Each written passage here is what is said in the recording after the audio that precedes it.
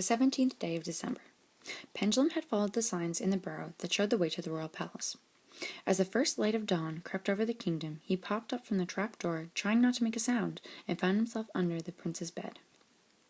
There were dust balls under the bed, and Pendulum had to pinch his nose to keep from sneezing. The prince didn't stir. Pendulum began to search the room for the magic compass, but he couldn't find it. He took a look in the sleeping prince. There, hanging on a chain around his neck, was the magic compass. He tiptoed to the edge of the bed and reached over to grab the compass. But the prince turned over in his sleep, and Pendulum had to walk around the bed to the other side. Once again, he reached out, but the prince rolled over again. Pendulum was losing patience. He couldn't keep running from side to side. How am I going to get the compass, he wondered, leaning against an open trunk at the bottom of the prince's bed. But he leaned in the trunk with a little too much force, and the lid came crashing down. The prince just kept on sleeping. I don't think I'll have to worry about him waking up, Pendulum sighed with a chuckle. He rolled up his sleeves and hopped onto the bed. He took a pair of wire cutters from his tinkering belt and snipped the magic compass chain from around the prince's neck. The prince didn't move. Pendulum dropped the compass into his tinkering belt. I did it, he whispered. I have the magic compass. And he danced a little jig in the middle of the floor. The clock on the wall struck the hour. Tick-tock, tick-tock, I hear the voice of the clock, ticking all the hours away.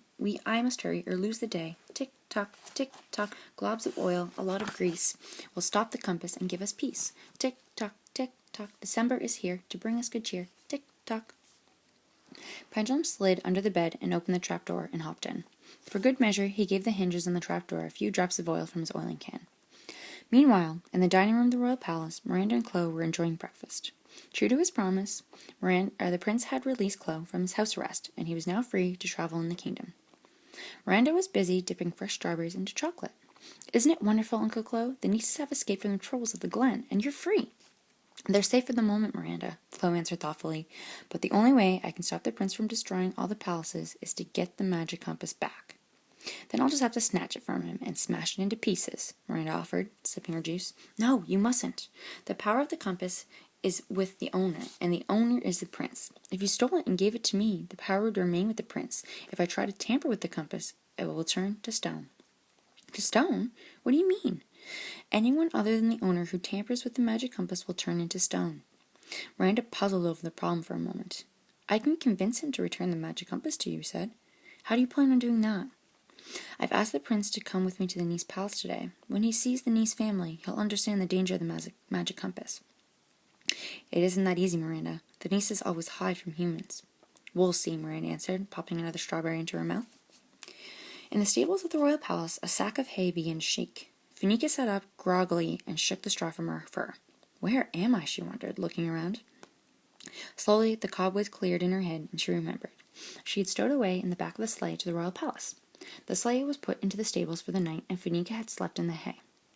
I have to get into the royal palace and keep a close watch on those humans. They'll lead me to the Nice palace, she said, heading for the door. She peeked out into the courtyard, and seeing that it was empty, stepped into the sunlight. The prince was the last one in the royal palace to wake up. He yawned and threw on his robe. He crossed to the windows and gazed through the telescope as he did each morning. He liked to check on the kingdom and the progress of his Christmas palace. Great, he whispered, adjusting his focus. They'll be starting on the roof in a day or two.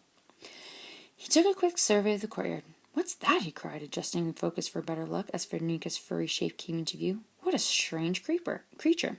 I've never seen anything like that before in the kingdom. The prince followed Funika in his telescope as she crossed the courtyard below. He called for his servant to fetch Chloe. Within minutes, Chloe came rushing to the prince's chambers, with Miranda following. What is it, your majesty? The messenger said that I had to come at once, Chloe said.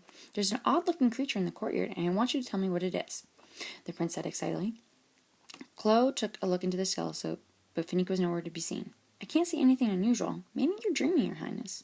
No, I was awake. What did it look like? Miranda said. The prince began to describe the creature he had seen. Did you say it had fur? Chloe asked, confused. Yes, and it had big eyes and a big nose and big ears. Uncle Chloe, do you know what this means? Miranda asked. Yes, a troll. It was Funika. She's on the trail of the nieces. The prince was baffled. Trolls? What are you talking about? Your Highness, the compass, it's gone, Miranda cried, pointing to the empty chain around his neck. Then it would appear that Funika isn't your only visitor today. Pendulum must be one step ahead of her, Chloe said. Of course, Miranda said. Pendulum came to get the magic compass. The prince looked more confused than ever.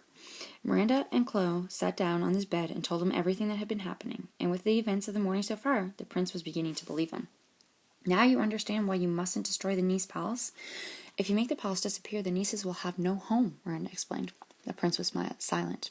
But where's Fanica now? Chloe asked, staring at the window. Over here, dearie, came a strange voice from across the room. Miranda, Chloe, and the prince turned towards the voice. Fanica was standing at the door. Look this way, she said, and before they could blink an eye, she opened her fists and blew powder she was holding into the room.